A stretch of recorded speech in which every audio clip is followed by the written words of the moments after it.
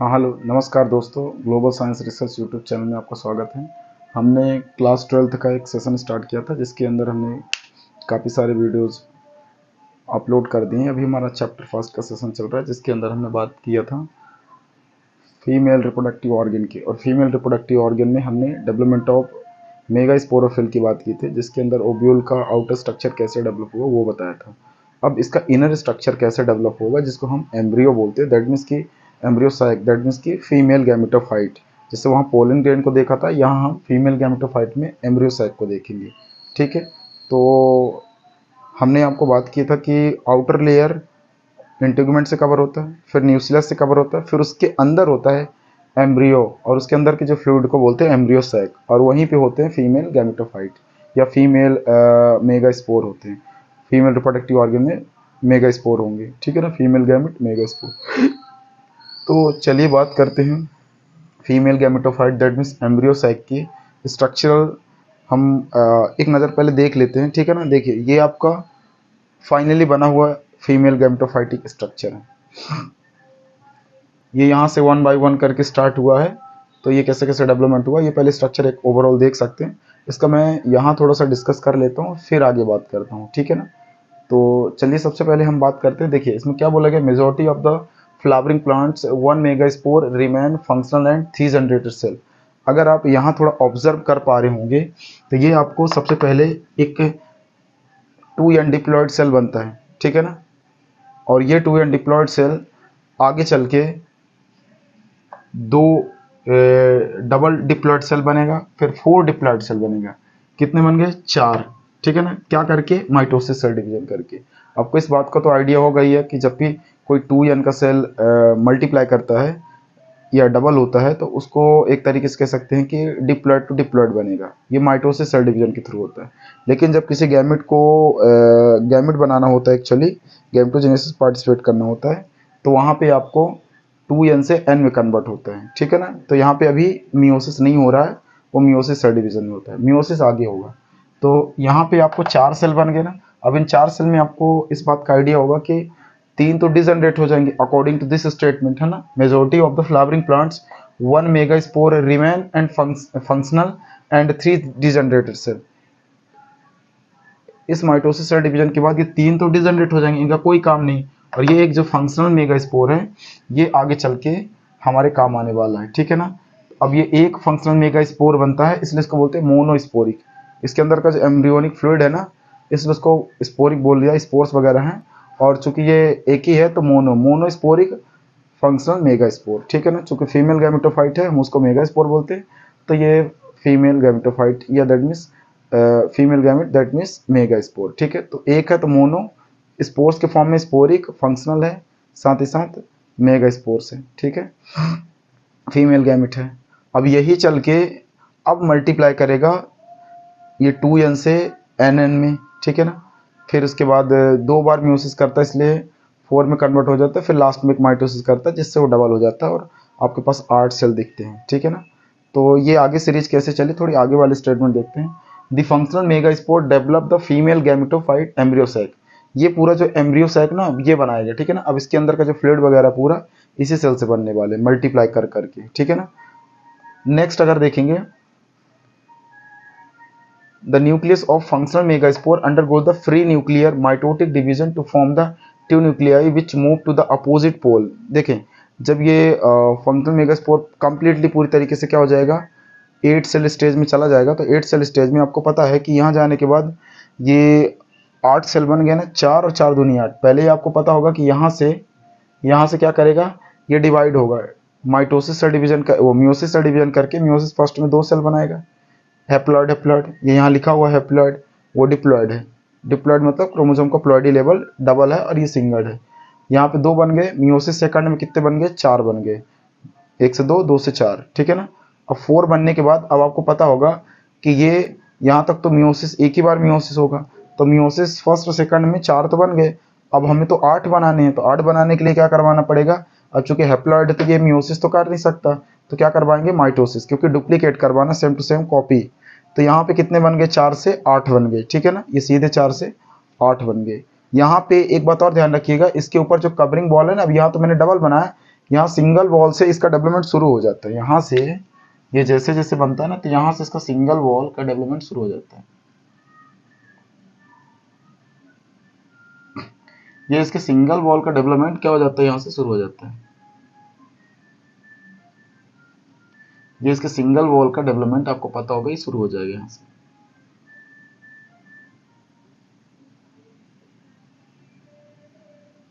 ये single wall का development हालांकि यहीं से शुरू हो जाता है, लेकिन यहाँ से इंटीग्यूमेंट का फर्स्ट वॉल, सेकंड वॉल, फिर उसके बाद ये 2 वॉल धीरे धीरे डेवलप होते हैं और अंदर स्पोरिक सेल्स वो भी बनते जाते हैं, ठीक है ना, ताकि इसे नरिश भी तो करेंगे इन एग सेल को या इन मेगास्पोर सेल को।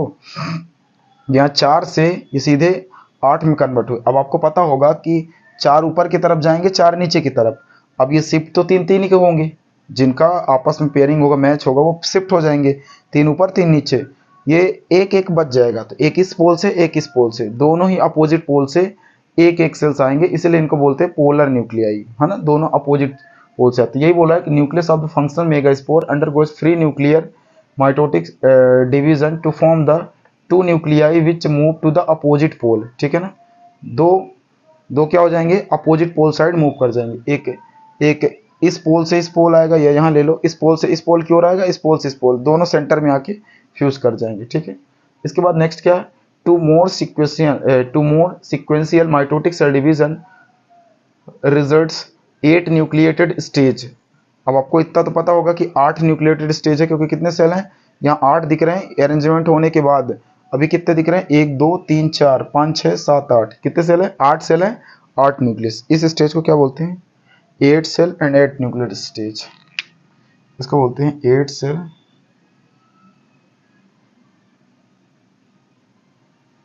8 सेल 8 न्यूक्लियस 8 सेल स्टेज, एक न्यूक्लियस एंड 8 सेल स्टेज। जबकि वही अगले वाले में, इसमें क्या हो जाएगा, इसके वाले में ये होगा 7 सेल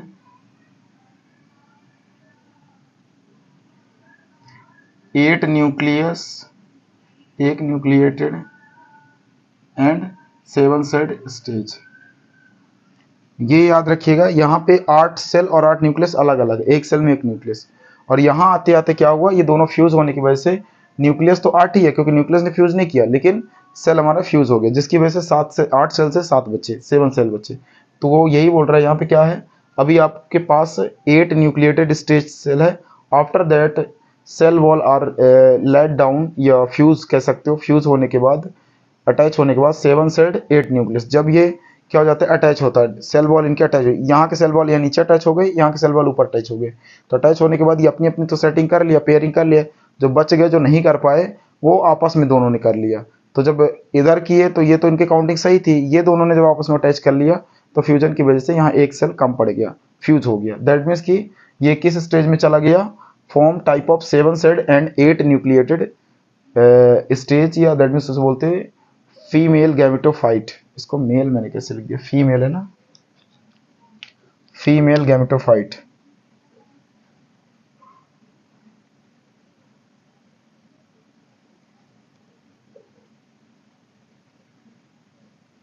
ठीक है, फीमेल गैमेटोफाइट, और इसी को बोलते हैं एम्ब्रियोसैक, क्योंकि यहीं से इसमें न्यूट्रिटिव फ्लूइड वगैरह बनेगा, ठीक है।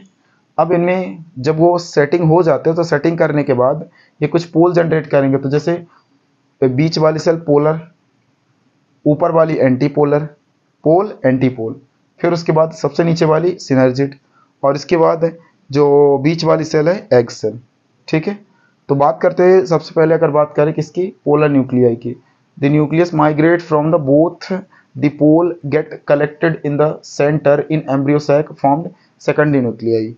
ये दोनों पोल से आते हैं, बीच में अटैच होते हैं और फॉर्म करते हैं सेकेंडरी न्यूक्लियाई, क्योंकि फर्स्ट न्यूक्लियाई एग को माना गया, सेकेंडरी न्यूक्लियस पोलर न्यूक्लियाई को माना गया है, ठीक है, क्लियर है। तो ये बात ध्यान रखिएगा, है ना, इसी को सेकेंडरी सेल सेकेंडरी न्यूक्लियस माना गया है। ये दोनों पोल साइड से खिंच के आए हैं, इसी को सेकेंडरी न्यूक्लियाई पोलर न्यूक्लियाई, है ना। यही आगे चल के डबल फर्टिलाइजेशन में रोल प्ले करेगा। इससे जब कोई माइक्रोस्पोर फ्यूज होगा एग सेल से तो इसको बोलते हैं सिनगेमी, और जब इससे फ्यूज होगा तो इसको बोलते हैं डबल फर्टिलाइजेशन। ठीक है, उसके बाद नेक्स्ट है एंटीपोडल।